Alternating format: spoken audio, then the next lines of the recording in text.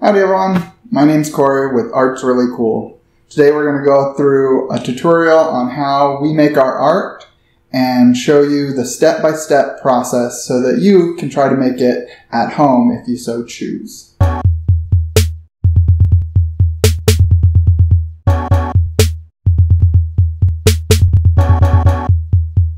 Today I figured to start with the first one, we'd do our logo. Make a little rainbow. Put the circles, and then put in the letters. Now the process to make this happen is going to take a couple days because we need to let a little bit dry in between each step, but we'll take a video of each of it so you can see it all and get the full picture at the end. Alright, so first steps, pick your colors. We know what we're going to be making, the rainbow with that light bluish white background. So I've got my blue, my white, and then the rainbow colors, and I need my little black for the dots that we're going to be making to spell out the letters. I need something to mix them in, so I've got my little cups here, and since the blue and the white are going to be the background, I need a little bit more paint than these provide, so I've got my cups to do that. When you mix your paint, to make it fluid, you have to add something to the acrylic paint. Typically, I use what's called Floetrol and a little bit of what's called gloss pouring medium. What that does is it thins out the paint and makes it so it can flow, you know, kind of like fluid art. So let's go ahead and get started. I'll fill these up. I eyeball it. Some people like to measure it. I don't have like amounts to put in each. You'll see kind of where I eyeball and what I do for my perspective. Alright, so use a strainer when you're using your Floetrol because it gets little chunks in it, or like kind of like slime, if you will. And you don't want that in the paint because that'll ruin it. So you just start by pouring it in. And I'm going to pour to about 3/4. Messes happen, obviously. Alright, so I'm just moving it over. I like to line up my cups when I do this so that I can just simply drag it along. It makes less of a mess while I do this. Still makes a mess, but just less of one. And as you all know Adrian by now, he can attest to my dislike of messes, which is kind of weird that I do this because it is such a messy art process. But the results are so amazing. I'll give a shout out. I fell in love with this art style by watching a YouTube channel, or specifically a person named Molly, or Molly's Artistry. I would highly recommend you check it out. She is top quality in her pours. All right. This one a little bigger. This thing's also really heavy. I may look like I'm super strong, but I'm shaking. So let's keep a little full disclosure. Now, I heard talk about how I don't like messes. I recommend, so you don't get stuff gunked up or like get it so the lid won't close, to wipe stuff up right away. Make sure you clean your, as I get a mess, clean your strainer before it dries, otherwise it becomes essentially useless. Got that from the dollar store, so not a big deal, but why waste time and money getting another one?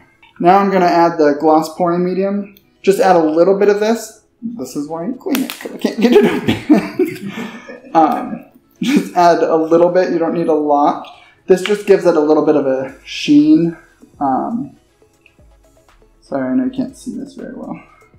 I'm going to add too much, I'm not going to be able to add my paint.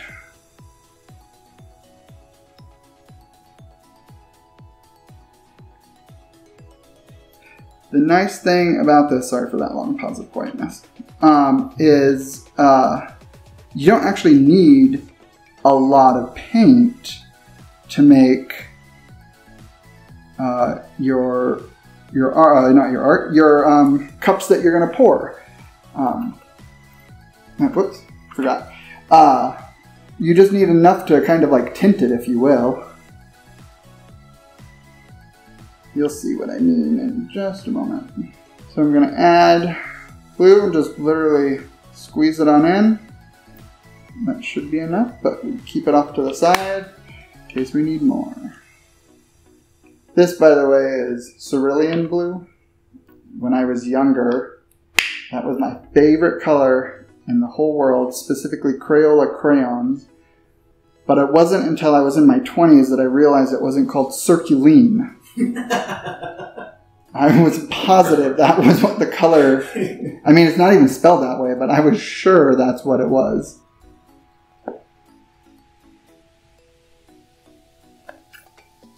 See, just... hopefully you can see that. Just a little bit, not a ton. That was just violet. This was metallic white because I like the iridescent concept. This is brilliant blue.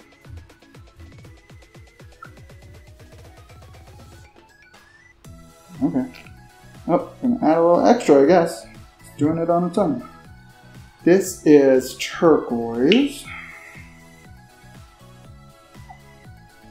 Normally I would wipe those off a little more, but I'm trying to not spend a lot of time doing that.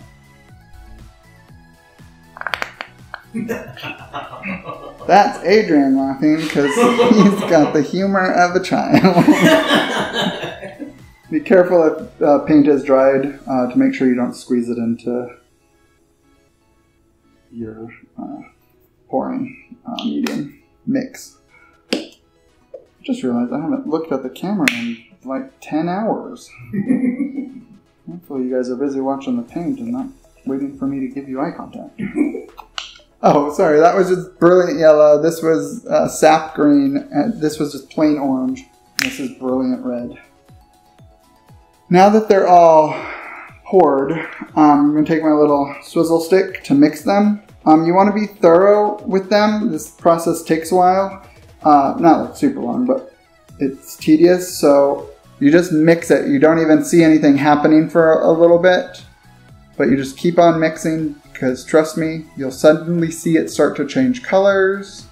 Another key thing to remember is that when you add all of the additives to it, if you will, the Floetrol, the gloss pouring medium, it's going to lighten the color of the paint, but it's going to dry clear. So everything you see, this lightish, almost salmon kind of color, will dry that red. My dad was a paint guy, specifically auto paint, and he loved everything about painting and colors and all that stuff. And so growing up, he would always talk about, I'd go to the shop with him, and he would always talk about like the different orders and the different whatever colors and the combinations and what goes together and what doesn't. And he was in that business for 40 years, and probably 30 years in, the mall, I'm from a small town in Montana, the mall there came up to him and asked him to create a color for them. And he spent some time working on it and created a purple. And is it pretty purple? I don't have a super observant eye, so I couldn't tell that it was purple. He named it, this is the only reason I'm telling the story, he named it pita purple, like pita bread, but it stood for pain in the ass purple because it was a pain in the ass to make, and I thought that was really funny. My dad was a clever guy.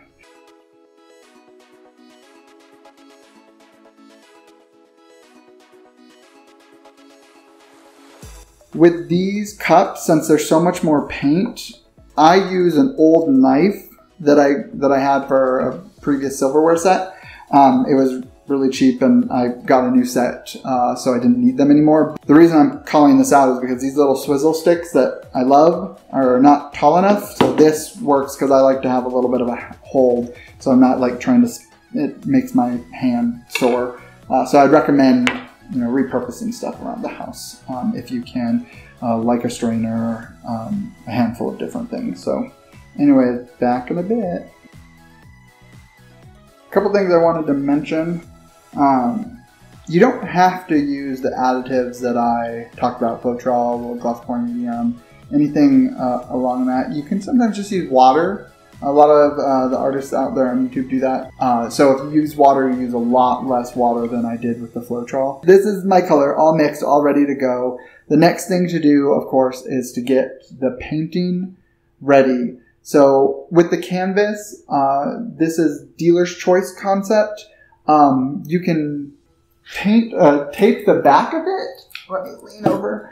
Like I've done on this one, you can tape the back, and the purpose for doing this is because if you let it run off to the side, it will run underneath and it will look messy, which I've always just let it go. But for a cleaner, more professional finish, you can tape this off. And if you don't want the runoff when you're doing different styles, you can also tape off the side with just use painter's tape. And that will leave these clean white sides, or if you use black canvas, clean black sides. Whatever style you use. Alright, so we're going to use magic of editing again, and I'm going to not be sitting anymore. Alright, everyone, I'm not sure where you're going to see the last bit, because Adrian's going to edit it, but if you see right now, the canvas is tinted blue and got a bunch of blue on it, because I attempted to do what I wanted to do, and it didn't quite work the way I wanted. So all you have to do to fix that is just scrape off the canvas, all that paint. You can put it in a cup or something and reuse it, just mix it up again, and you've got a freshly made color. Sometimes it's muddy, sometimes it's a beautiful color. I put all mine in a cup, but I didn't stir it up yet, so I can't show you what it looks like. The other thing I did do, and I decided after seeing this canvas with the blue on it a little bit, I decided to paint the sides. And that allows for colors that dry a little bit transparent. That allows for it to be solid and the sides not show the canvas. It makes it a little easier. You don't have to do as much touching up on the sides as you do when you don't do that. And since the whole painting all around is going to be, background is going to be a bluish color, I thought that would be the best bet. So what we're going to do is we're going to go ahead and do this again, and what I'm taking is my base blue. I'm going to just pour it on here and create a layer. And to fill this up, and then I'm going to what's called stretch it out a little bit, basically make it move across. Touch the wet side. Make it move across the canvas to cover it a little bit better.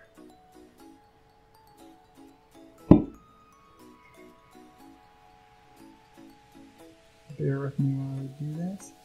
Just tilt it and watch the paint run, and then pull it back by tilting back opposite direction of what you were doing to get it to move across the canvas.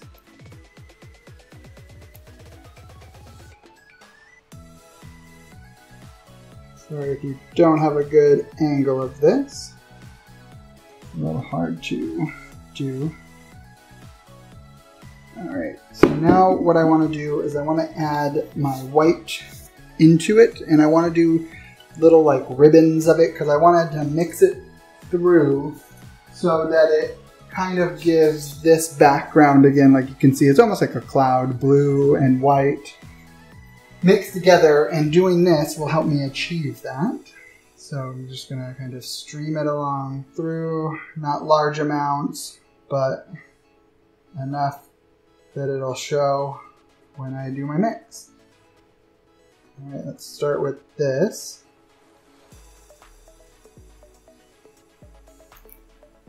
And now what I'm going to do is take my palette knife and just simply kind of slide it around through here, which is mixing up the blue and the white, as you can see, kind of creating that cloud-like feel that I described I was after.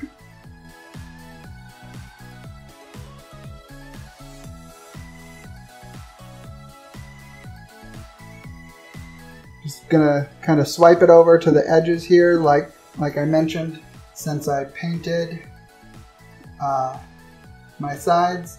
I don't necessarily have to make it run all the way off on each of the edges.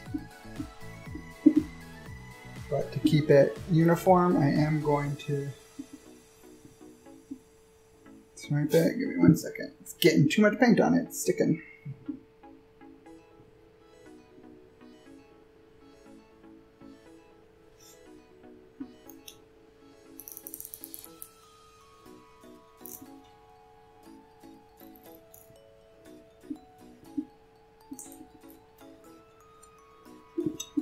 And you can see, got the full background now. Alright, and just clean off your palette knife if you can right away. Otherwise it dries on it, and then you have to risk getting dried paint in any of the paintings you use your palette knife in. So now what I'm going to do is create the rainbow. And the rainbow we want is going to be in the center of this painting. But I lied. Sorry, I lied to you first. I need to torch this background because there are air bubbles in the paint. And what the air bubbles will end up doing if you do not torch it is they'll pop through and create little like pinprick spots, little tiny dots all over the place, and you don't want that on a piece that you are trying to get a specific feel on. Alright, so 1 second, there's actually something in it that I need to get out right here.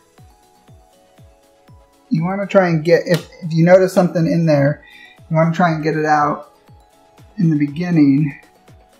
I don't know if you can see that, but you want to try and get it out in the beginning so that you don't have to deal with it later on. Because otherwise, if you finish a painting and you find something in it, it can be quite devastating to take it out.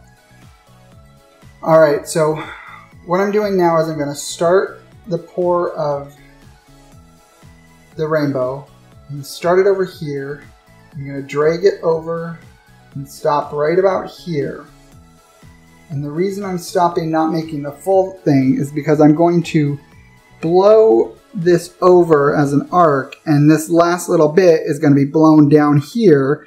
And if I draw it all the way to completion, then that would blow beyond, and it wouldn't look quite as rainbow-esque anymore. I'm going to put these next to each other.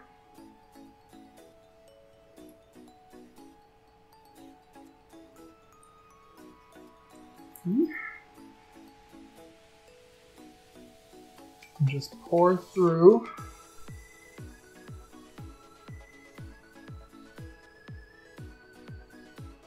I want to add a little bit more blue. We got a little neglected, like the middle child.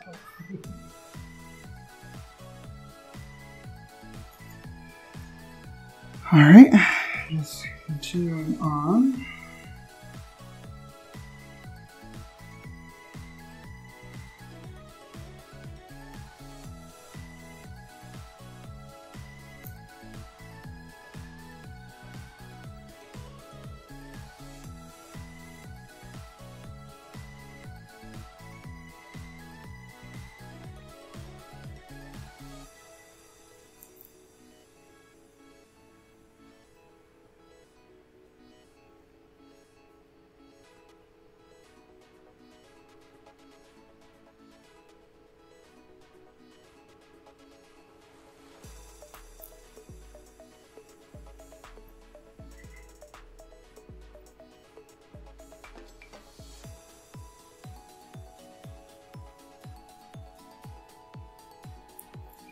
All right, now what I want to do is add a little bit of white throughout this, because what it helps it do is get a little bit of contrast and it'll make it stand out a little bit, but I just want a tiny amount of white. I'm not trying to get a bunch.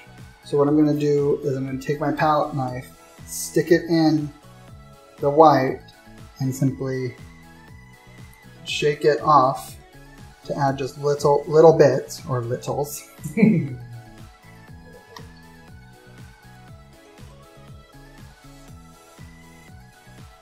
like I said, this just adds a little bit of contrast to make the colors pop a little more.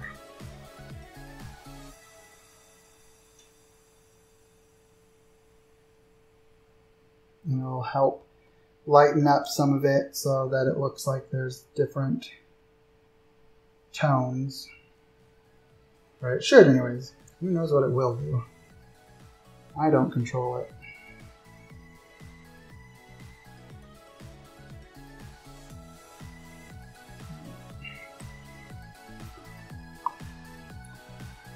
Okay, so now here is the real test. We're going to use what's kind of considered the Dutch pour method, but I'm going to use my breath rather than a hairspray. I have no idea why it's called a Dutch pour.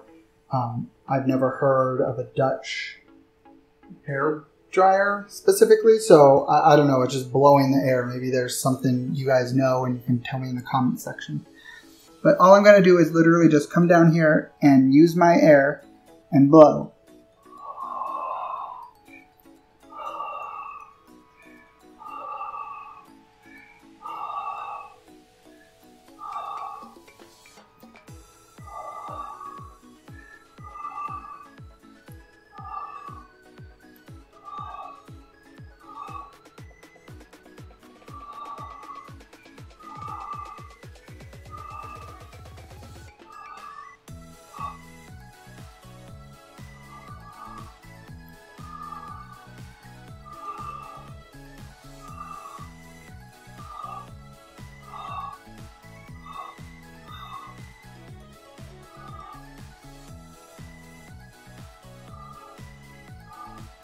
And now you can play with the composition by simply blowing more the other direction or different force in different areas.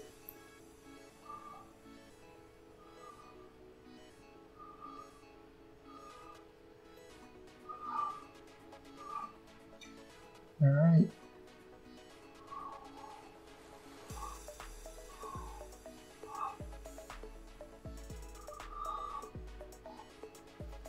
Alright, so now it's not perfectly symmetrical, which in all honesty is not something that is super achievable in fluid art. Like, you can make it if you're really, really good at uniformity, but for the most part you're going to get the essence of something, if you will. And to me, this is exactly what our logo goes. Maybe this could go a little farther. Maybe it's fine. I could probably even blow this to go back this way and make it a little bit more, but I kind of like that it really does look like an arcing rainbow and not a perfect rainbow. What it's going to do to me is make it feel more homey, more natural, more real. So I am going to call this a win. So what will happen next is I'm going to let it dry just a little, so that I can put the black dots that are in the logo, these dots, I can put them on top of here. I don't want to mix them in. Well, let me think. Maybe I do.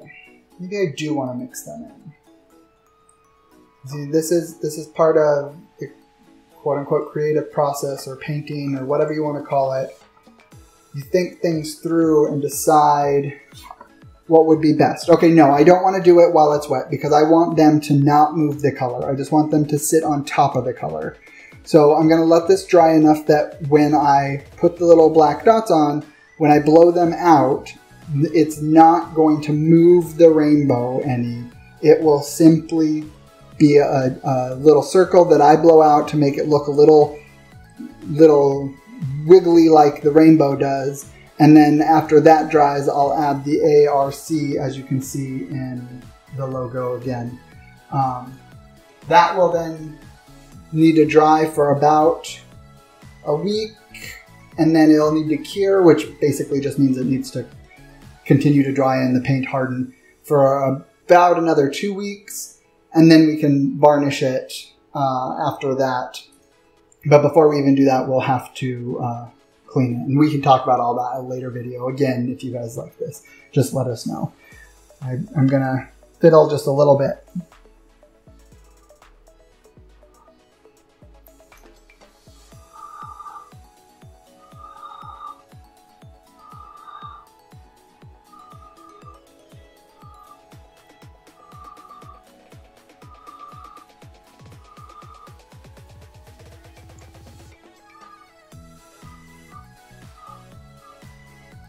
There we go, that makes me feel a little bit better. Alright, so now I'm done. I'm not going to touch it anymore. We will film the follow-up, and then once we're all done with it and it's dry, we'll show you the dried result as well. If Adrian wants to get in close and kind of show you some of the stuff that I'll describe here, you can see these little, like, they're called cells, but these little things throughout here that are scattered. Their reactions to the paint, specifically why you see so many with the white, is because I used a metallic white, and the iridescent or metallic colors react more aggressively in a fun way to me with the regular paints. Now, we used all one brand, but because we did use an iridescent or metallic, we get the fun of having some cells or some like interest in our rainbow. But anyways, that's it for today. I will let you go.